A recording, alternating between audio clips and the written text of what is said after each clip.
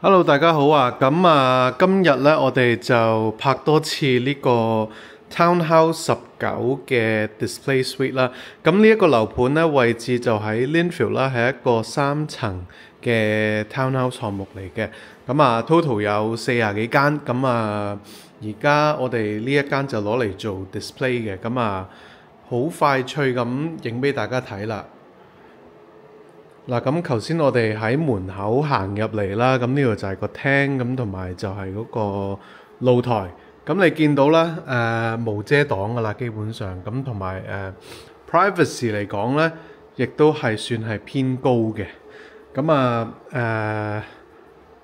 第一層啦，即係呢一層咧，就會係 obviously 係客廳啦。冇房嘅呢一個 layout。第一層係冇房嘅，咁你見到全部都係廚房啊。咁後邊呢一個位呢，就會係一個半 laundry 半廁所嘅一個 area 啦。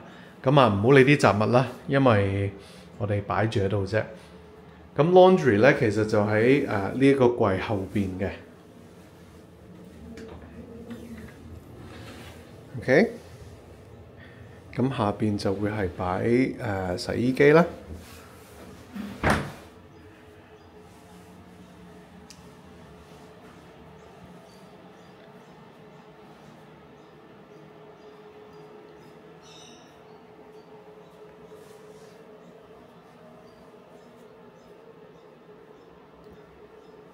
咁我就會陸續拍唔同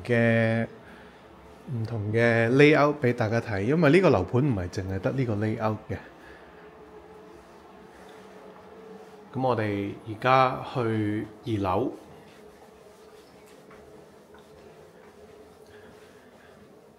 咁2樓咧就會係2間客房啦，再加一個 study area。咁房間嚟講，其實算偏大嘅。如果比起market standard 嚟講，咁出邊下邊就會係你嘅正門啦。OK。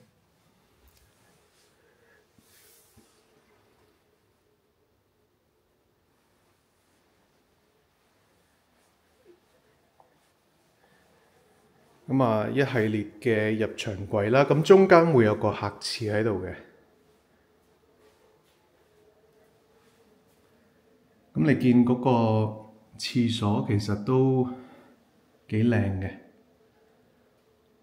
見到發展商係有擺啲心機落去，無論係 quality 啊或者係 finishes 啊，都唔錯嘅。咁同埋我鍾意佢加咗啲 accent lighting，一啲背景光令到成件事 grand 好多啦。咁後邊亦都會有一個星盤啦。sorry 唔係星盤，呢個係浸浴嘅地方，浴缸係。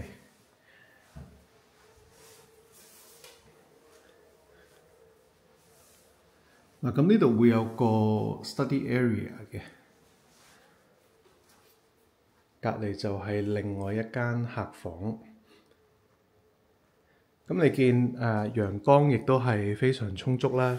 咁加上嗰個空間咧，你見到普通一間客房都係超大嘅，咁亦都有非常多嘅儲物空間啦。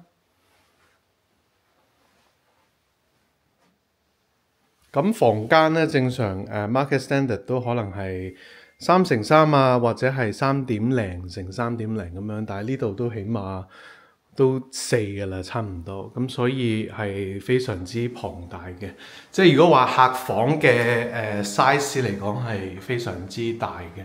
咁我哋就上去最頂嗰層啦。咁其實最頂嗰層咧就主要係主人房嚟嘅。咁左邊會有個衣帽間啦，即係類似一個 walk-in wardrobe 啦。中間就會係主人房嘅廁所啦。咁呢度就會係主人房嘅。咁成層都係主人房嚟㗎啦。咁出到嚟咧，亦都會有個主人房嘅騎樓啦。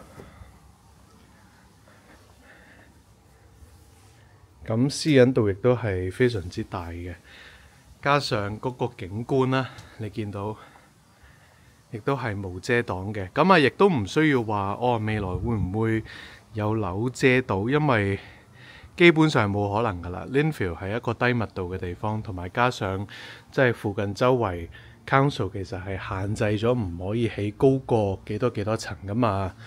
呢樣嘢知嘅，同埋加上呢一個townhouse 咧，佢嗰個位置咧喺嗰個地嚟講係算係喺高地嘅，咁所以你話 townhouse 見到有景觀，其實呢樣嘢已經唔係好常見啦，可以叫做咁啊。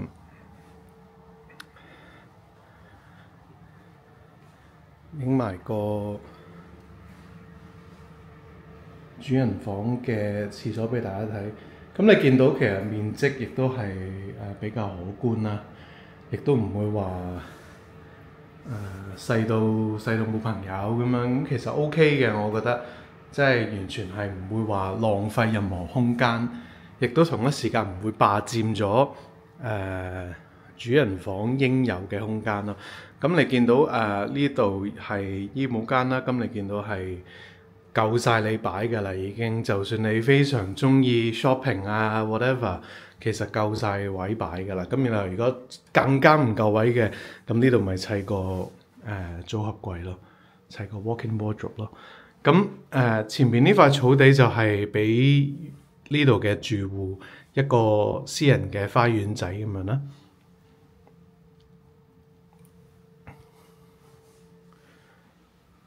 咁呢間個售價就係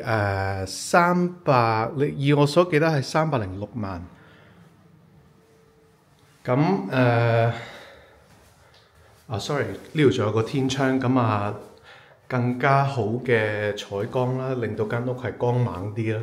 咁尺價嚟講咧，其實佢係around 2萬零蚊一個 square meter。咁所以你話 compare 而家目前喺北區嘅新樓嚟講咧，算平嘅呢個尺價。咁同埋加上咧builder 係 North Point 啦，亦都係 ISO rated 4星嘅，咁所以係非常之高分，亦都同一時間信心保證，因為我哋買樓最驚就係一啲豆腐渣工程啊嘛。咁你見到啦，佢嘅設計其實係好簡單嘅啫，即係主要嘅 colour tone 就係白色、木色咁樣，咁但係都一啲簡單嘅顏色咧，設計到係非常之靚嘅，咁同埋亦都好 grand 嘅。有時我哋見到佢嘅廁所位係做得非常之好嘅。咁 bench top 嗰度咧，亦都係啦，下邊係有電源嘅，有 socket 嘅，咁所以係即係唔係舊式嗰啲 bench top，因為舊式嗰啲 bench top 咧，首先就唔會有電啦，第二樣嘢咧就係佢唔會凹入去嘅，咁變相你係好難去坐嘅。咁但係你見到亦都做得非常之好嘅呢個位。咁主要就係咁啦，呢間屋。咁呢個係 Townhouse 19。咁之後我亦都會再影唔同嘅 Townhouse 俾大家睇嘅，唔同嘅 layout。